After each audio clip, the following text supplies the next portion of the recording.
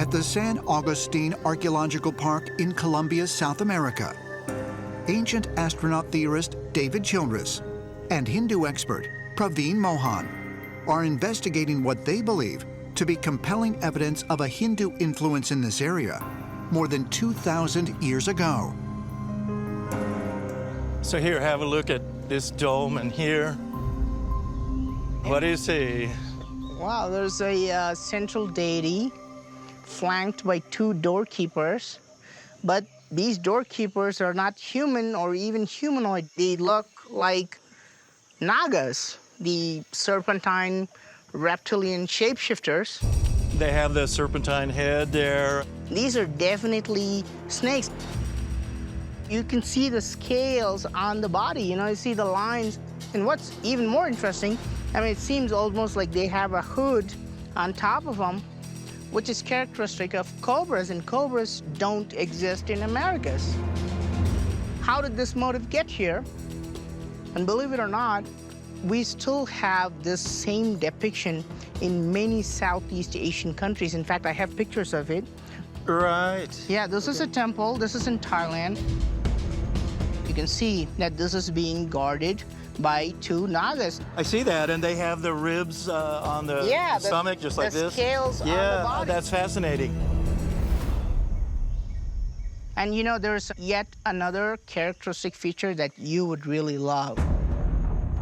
These are feathered serpents, like Kukulkan. The feathered serpent of Kukulkan. And flanking on the pyramid. So perhaps the origin of the legend of Kukulkan is coming from the Nagas, that you're saying. Yes.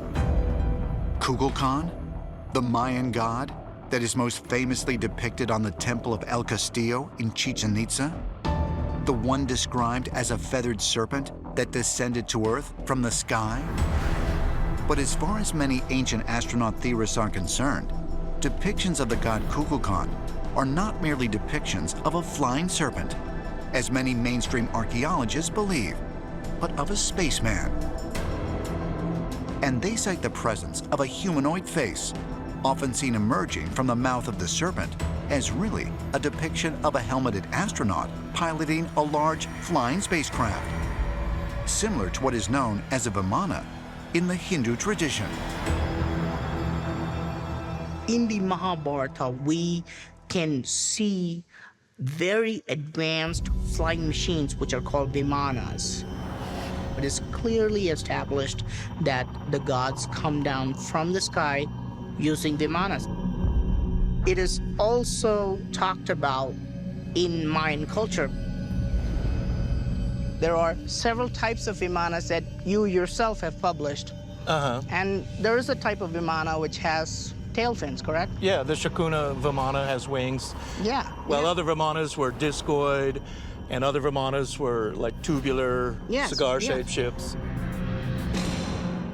And what's really fascinating is that in the Gold Museum in Bogota, we have the same Vimanas made of gold, correct? These are just the gold airplanes there. In 1890, tomb robbers came upon a gravesite along Colombia's Magdalena River, dating back an estimated 1,500 years. Inside, they discovered hundreds of small gold figurines. Hundreds of these small gold objects have been found, many of which are rooted in the animal kingdom. 17 eerily look like modern-day airplanes. The wings are attached at the bottom. Birds, they have their wings attached where we have our shoulders, like this. So no formation in the animal kingdom exists in the form of these Kimbaya artifacts. And in 1996, 2 engineers took a couple of these ancient artifacts, blew them up to this size, put a propeller inside, threw it up in the air, and it flew.